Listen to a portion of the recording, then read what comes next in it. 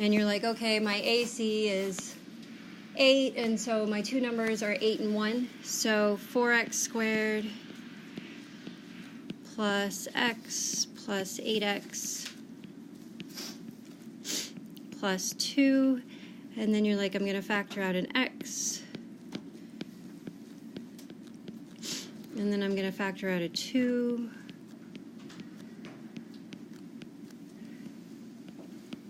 Can somebody read that to me? What does that say?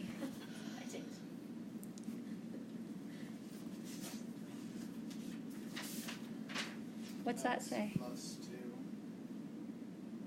4x plus 1. So don't do the next step. You need to Just read it to me. You need to put the plus sign in front of the 2, or it makes a multiplication. Right, what does this say?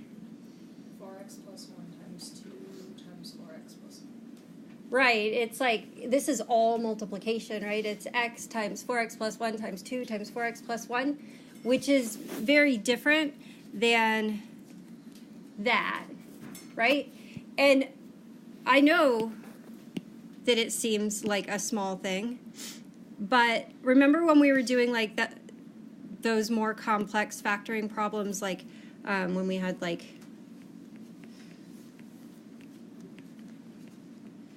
this or whatever, and I said if you really understand like what's happening when you're factoring by grouping, then you can extend that to things like this. So the whole idea of factoring by grouping relies on the fact that we have two separate terms, two things that are separated by addition, and we're factoring out a common factor of 4x plus 1. So if I had like 3 times 2 times 3 times 5, I wouldn't say that's 3 times 2 plus 5, would I? Which is what we're saying if we don't have that plus sign there. And then we continue to like factor. So it's important as far as just the understanding of what's actually happening. Not to mention writing what you mean, but more importantly, just really seeing this as two separate terms that are separated by addition so that you're undistributing that common factor of 4x plus 1. So like that's something I didn't have you redo the problems for, because I didn't want you to redo the problem just to write one little symbol. But on tests, like I will be looking for that, and we'll definitely take points off if it's not accurate all the way through. Another thing about factoring, did that make sense? Everybody clear on that one? So is that what I did wrong here? I just didn't do it. If you have to redo the problem, then there was something else happening. Oh, that's the next thing I was going to talk about. Is remember that when you factor something, the goal is to write a product, right? So you want the only operation outside of parentheses to be multiplication.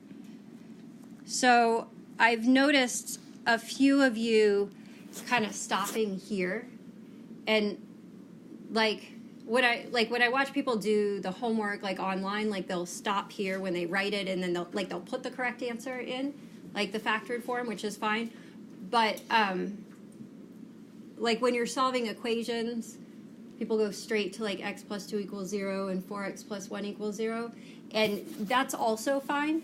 But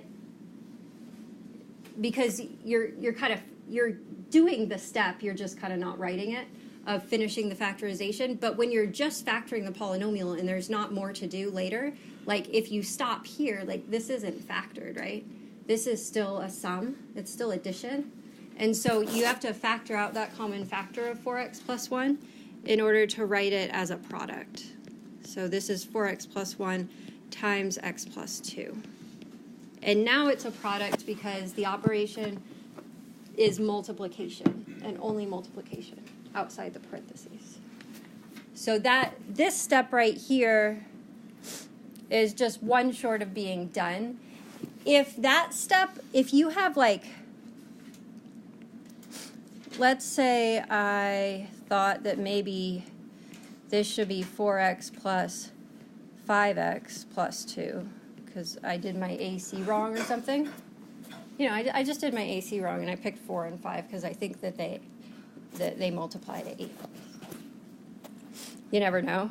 So I'll factor out a 4x, and I have x plus 1, and then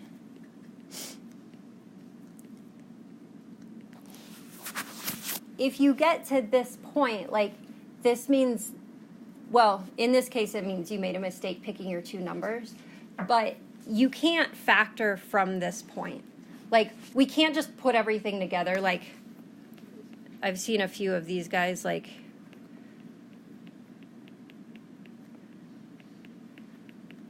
where you just write, like, all the factors. That doesn't work because what we're doing up here is that we're factoring out a common factor, right? Like, we have 2 terms here and here. And there's a common factor of 4x plus 1, which we can take out like a GCF. Whereas down here, like those 2 terms don't have any common factors. And so there's just nowhere to go from there. I don't like writing things and like leaving them there. So if this was the case, like I would go back and reassess my 2 numbers that I chose. Or if this was like the original problem, I would just say it can't be factored. Because that middle step is just a preliminary step that gets you to the factored form. It's not actually factoring itself because you're not writing it as a product. It's addition. So kind of all of these, like these 3 things kind of all fit together, right? Like with regard to this step being the process of factoring out a common factor. Any questions on that?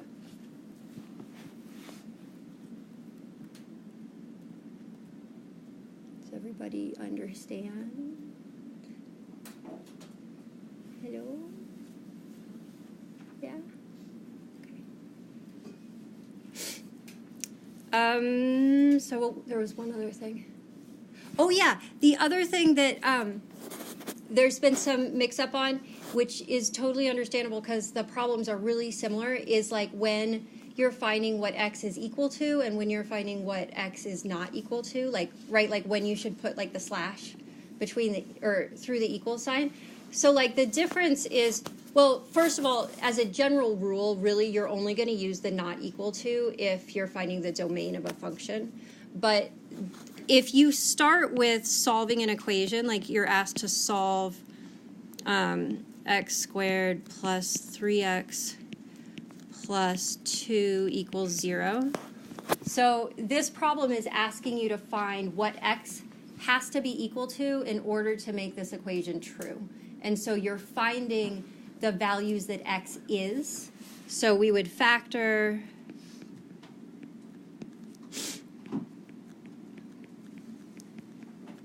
and we get that x is equal to -2 or -1. And those are the only values x can be that would make that equation true. And so what we just found are the values that we want x to be. So the values that x is. And in general, if you start with an equal sign without a slash through it, then you should never add the slash. So always just keep it as equals. You're finding what x is. So the time when we find what x is not is if we are finding a domain.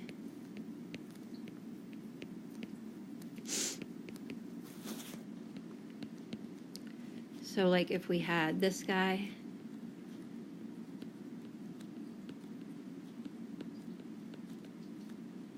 So here, like there's no equation to solve because I don't have a number on the left side. Like I'm not trying to make anything true.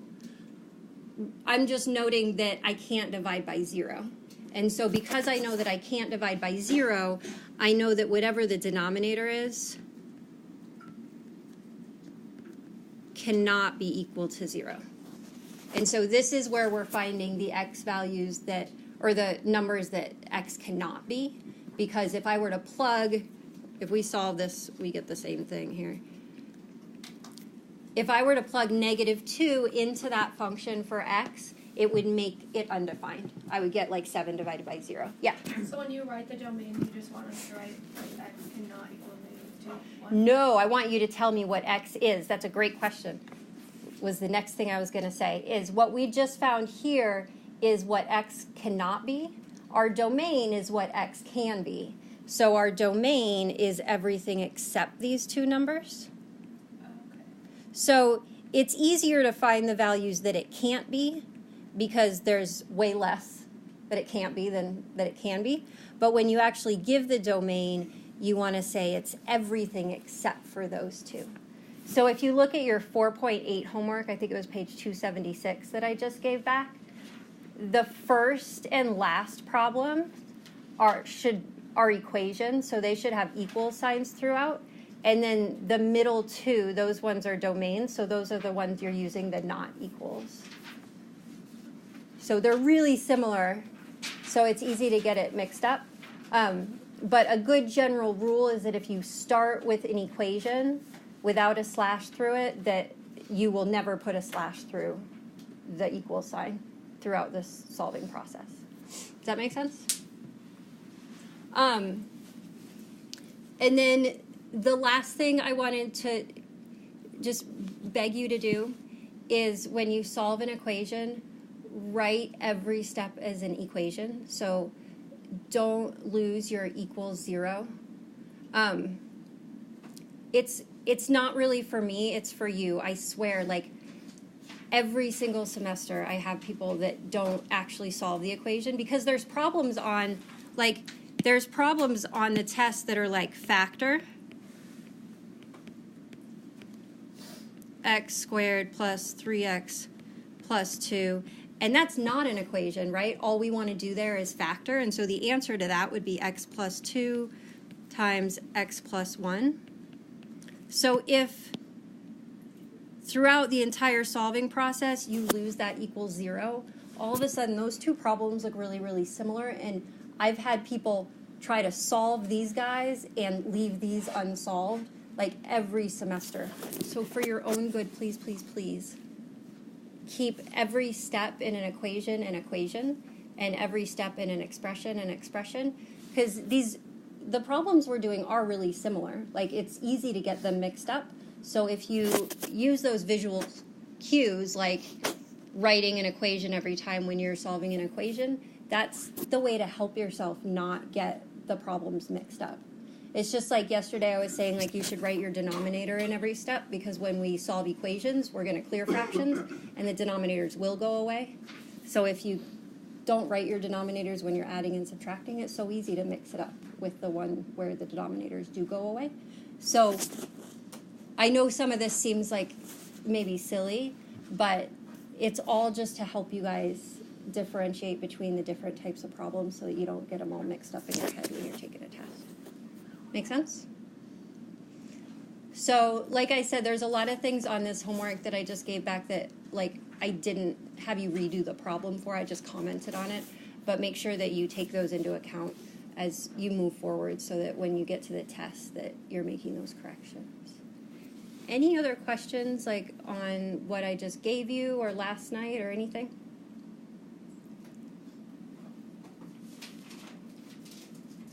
Good? Okay. Well then, let's talk complex rational expressions. They're not always already complex enough, right? Does anybody know what a complex fraction is? Yes, it is a fraction that has a fraction in it. So, for instance, 1/2 plus 1/3 over 4 minus 2/9. So, in general, you never ever want complex fractions like as a final answer, because they give you absolutely no idea what the size of that number is at all, right? Like, most numbers, even if they're fractions, like, we have an idea basically how big it is, but like that could be anything. So we only want fractions that have a single number or expression in the numerator and denominator. So we have to simplify these guys to get them that way. And the way we're going to do it is essentially just following order of operations. So we're going to simplify everything in the numerator, and we're going to simplify everything in the denominator. And then we're going to use the fact that fractions represent division to divide the numerator by the denominator and get a single fraction. So the first step is just to simplify the numerator and denominator separately. So you want to think of each of them as their own little separate problem. So to do 1/2 plus 1/3, I need to get common denominator. So we have 1/2 times 3 over 3 plus 1/3 times 2 over 2. Whoops, 2. And then in the denominator, my LCD is going to be 9. So you don't have to get the same denominator everywhere. You just need common denominators in the numerator and common denominators in the denominator. So 4 over 1 times 9 over 9 minus 2/9. So in our numerator, this gives us 3 plus 2 over 6. And then in the denominator, we have 36 minus 2 over 9. So 5/6 over 34/9. And be sure that, like, you make that big fraction bar bigger than the rest, because especially when one of them is a fraction and one's a whole number, if you have like 4 over 5 over 6, like it can get really confusing, like if you're dividing 4/5 by 6 or if you're dividing 4 by 5/6. So if you make one longer, that helps. Yeah? Could we just write the 3 over 2 divided by 6, or over 6 divided by 36 minus 2?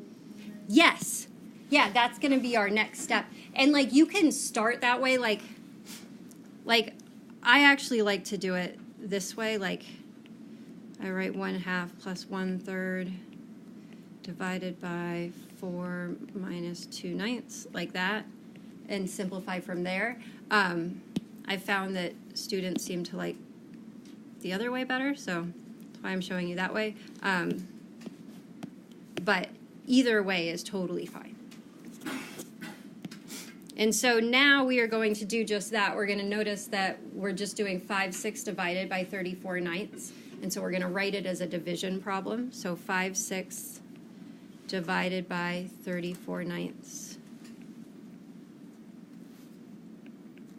is 5/6 times 9/34. So let's see, factor a little bit.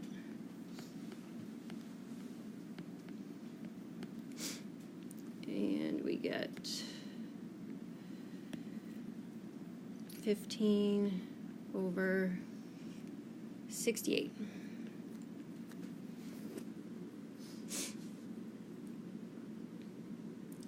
And if you find it easier to do like the entire numerator and then the entire denominator, that's fine. But don't like do them separately and then try to put it back together. Like if you want to do the entire numerator, just like do that and then come back up and like fill in the bottom.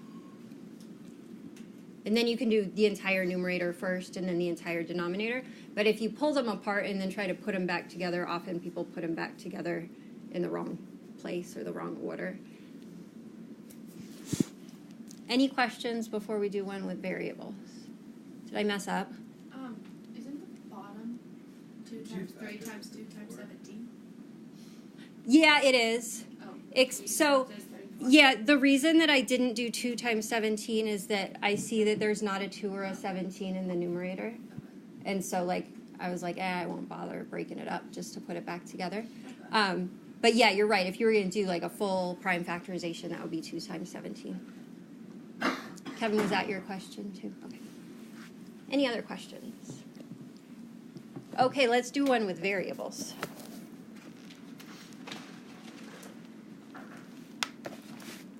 how about,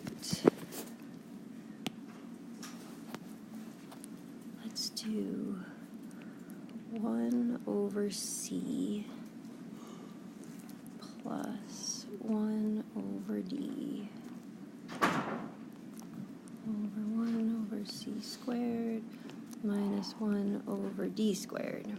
That one looks fun.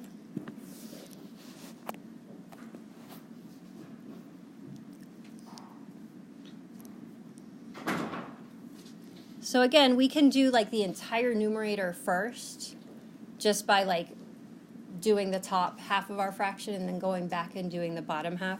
So like if I want to just focus on the numerator for a minute, my LCD is going to be CD. So I'm going to do 1 over C times D over D plus 1 over D times C over C. And then I'm just going to ignore the denominator for a minute and finish up the numerator. I get D plus C over CD. And then we'll go back and fill in the denominator. So for my denominator, my LCD is going to be C squared D squared. So we have 1 over C squared times D squared over D squared minus 1 over D squared times C squared over C squared. So we get D squared minus C squared over C squared D squared.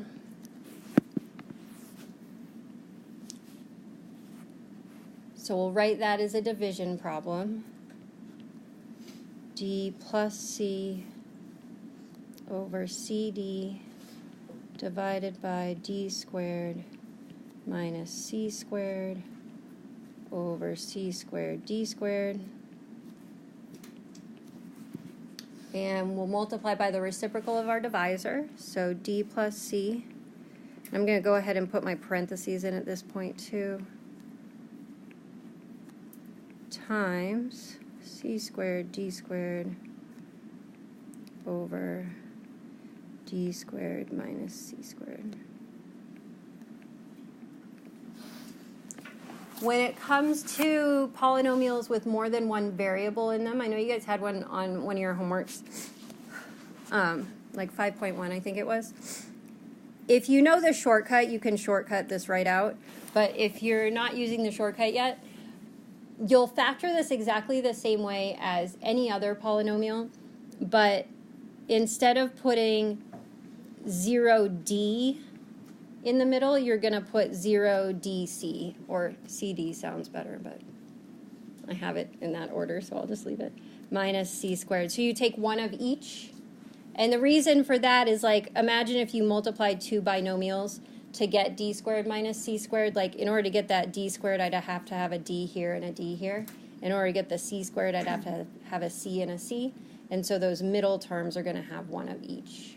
And then once you write it like that, you can just do AC and factor, and it works out exactly like all the other ones. It's just remembering that you need one of each of those variables when you put that 0 in.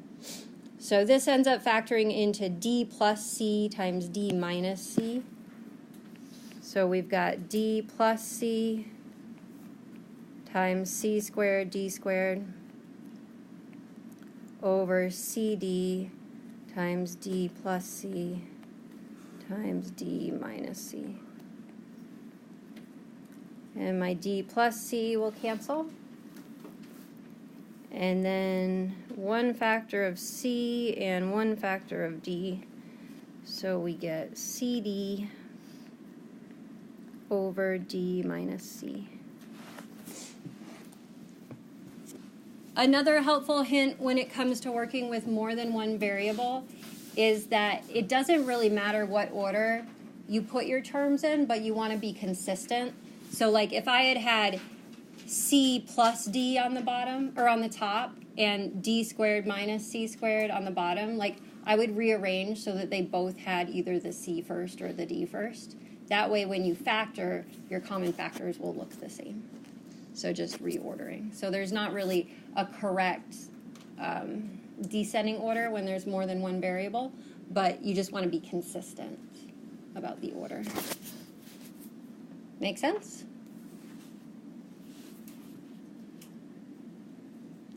Okay. We're going to look at one more thing today, and then tomorrow we're on the same section, so we're going to talk more about complex fractions and more about the difference quotient, but we want to get a look at both of them on both days, so you guys can work with them. So the difference quotient.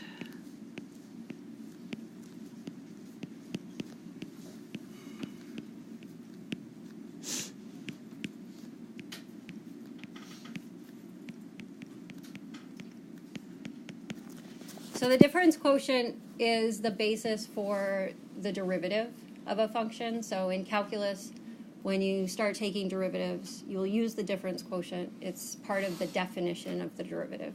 So all we're really going to focus on in this class is what it is and then how to simplify it algebraically, so that by the time you guys get to actually using it to find derivatives, the simplifying part is old hat.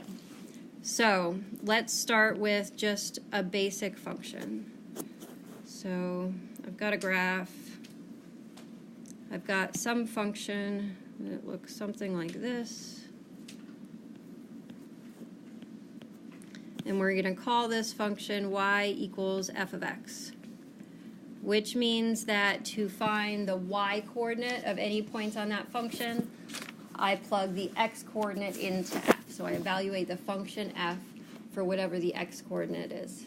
And I'm going to pick 2 points on my function, or on my graph of the function. And the first one, I'm going to say the x value is x. And that means that my y value is the function f evaluated for an input of x. So f of x is my y value.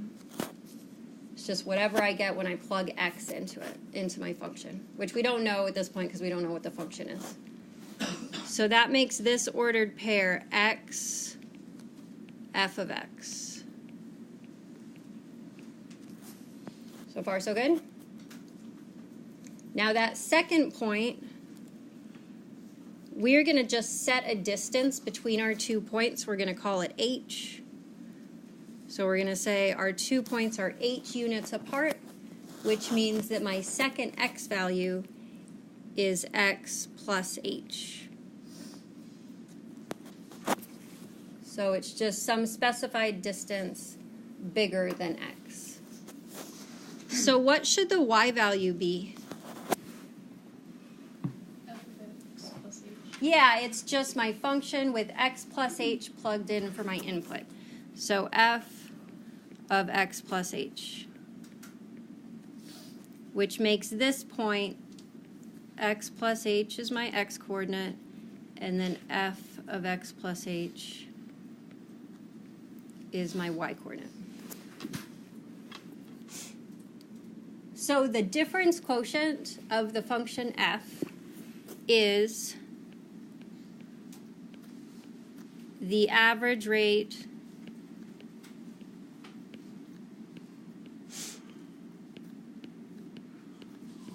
of change between these 2 points.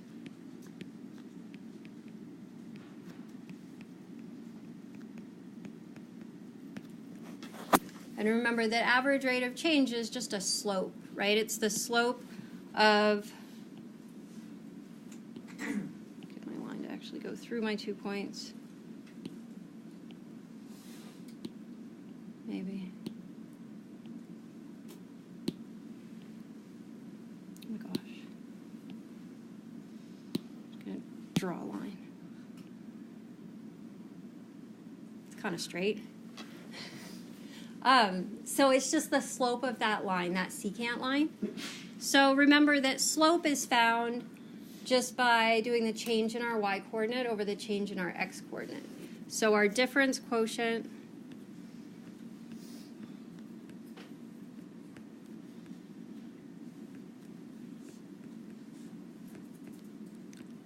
is, well, the change in our y coordinates, that's going to be the y coordinate of the rightmost point minus the y coordinate of the leftmost point. So f of x plus h minus f of x. So like this is like my y2 and this is like my y1. And then the change in my x values is just the x value of the rightmost point minus the x value of the leftmost point. So x plus h minus x. What is x plus h minus x? H. It's just h, right? So I don't need all that. I just need h, which makes sense because we decided from the beginning that the difference in my x values was going to be h, right? So this is the difference quotient of any function. That formula does not change. We will always give you the formula. We won't just be like, find the difference quotient and ask you to come up with it. But it's always the same. And so what we're going to do in this class is just for specific functions, we're going to give you the formula for the function, and we're going to simplify the difference quotient. So everybody have that written down. Okay. So let's do one. Let's evaluate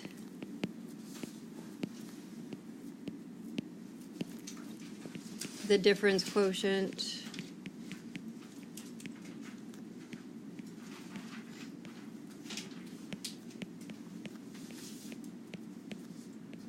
for f of x equals 3 minus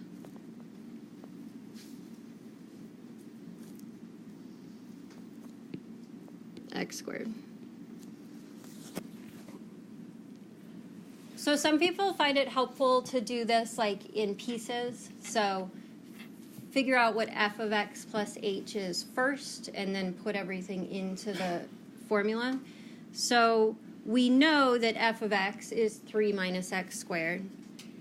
If we want to evaluate f of x plus h, that's just applying that same rule to an input of x plus h. So we're going to do 3 minus our input squared. So 3 minus x plus h squared.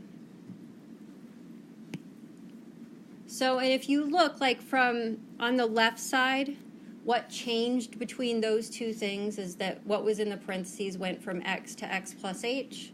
So what has to change on the right side is that where there was an x, there now has to be an x plus h. So we're just replacing all of the x's with x plus h. Don't get hung up on x, because the x in x plus h and the x in f of x aren't necessarily the same deal. Like you want to just think of them as separate inputs. Otherwise, you start trying to put f of x all over the place, and it gets a little messy. So let's simplify this guy.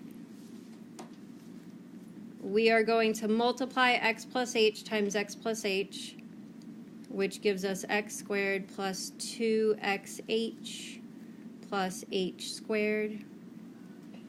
Notice that I kept that in parentheses because I have not yet distributed that negative.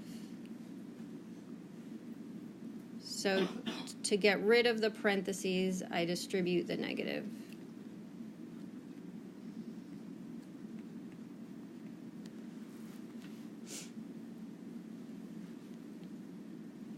So now we know that this is f of x plus h. So we have the pieces that we need for our difference quotient. We're going to put this guy in for f of x plus h. We're going to put this guy in for f of x. So f of x plus h minus f of x over h equals. So f of x plus h is 3 minus x squared minus 2xh minus h squared. So we're just replacing it with that. 3 minus x squared minus 2xh minus h squared. And then minus.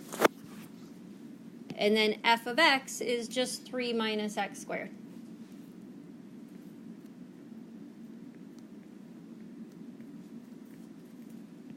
And then all over h.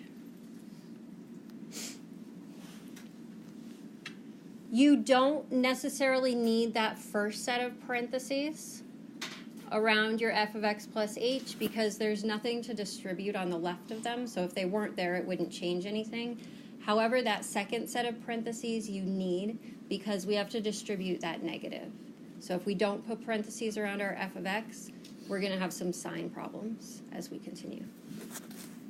So let's distribute our negative. So 3 minus x squared minus 2xh minus h squared minus 3 plus x squared all over h.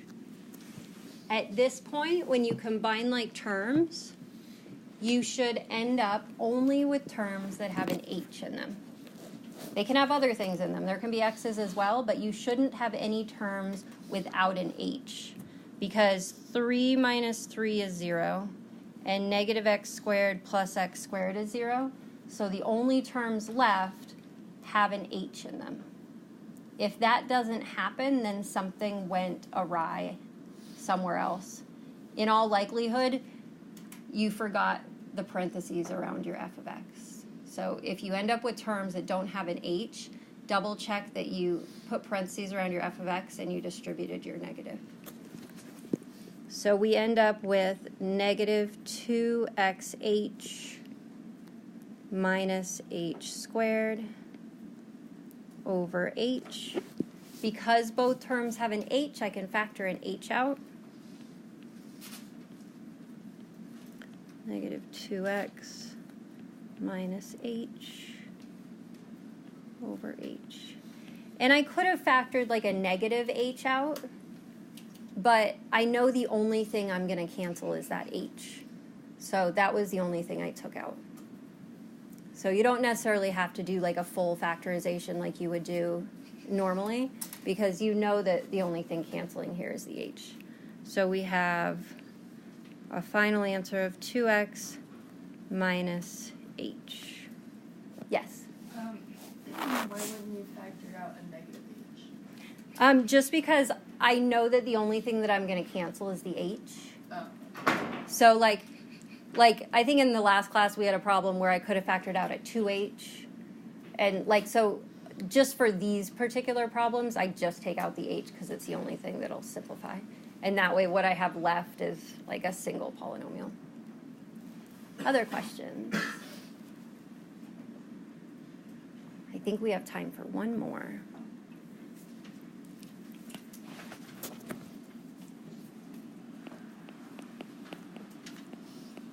The difference quotient for f of x equals 1 over x. So we have f of x equals 1 over x. So what is f of x plus h?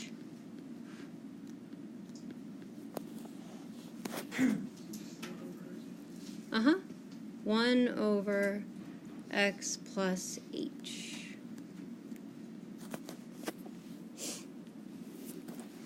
So my difference quotient, I have f of x plus h minus f of x over h equals. So I'm going to replace f of x plus h with 1 over x plus h.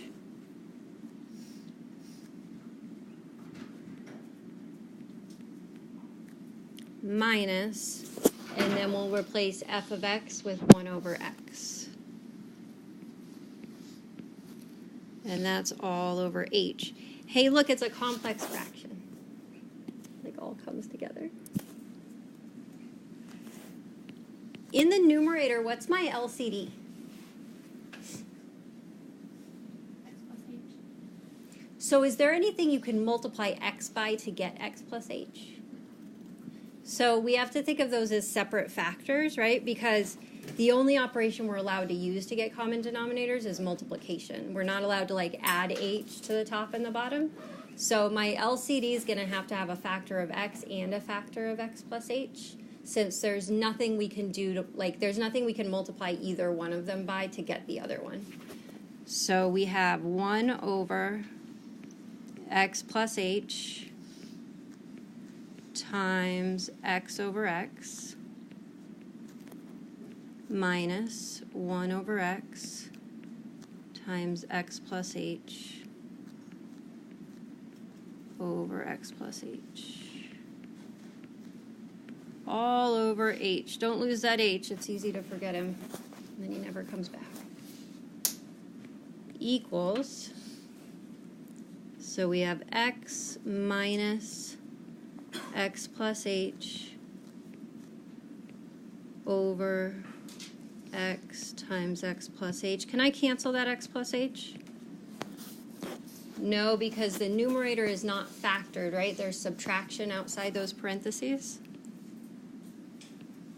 So we're going to simplify it. We'll distribute that negative. So x minus h over x times x plus h all over h. I'm running out of room. Gives me negative h over x times x plus h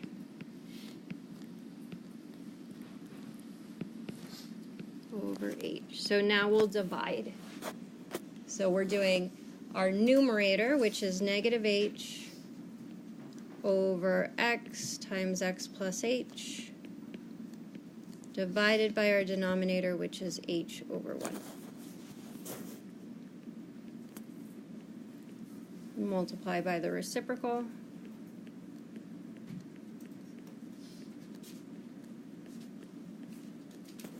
So that h cancels, but the negative doesn't. So I'm going to be left with a negative 1 in the numerator, because this is a positive h and that's a negative h.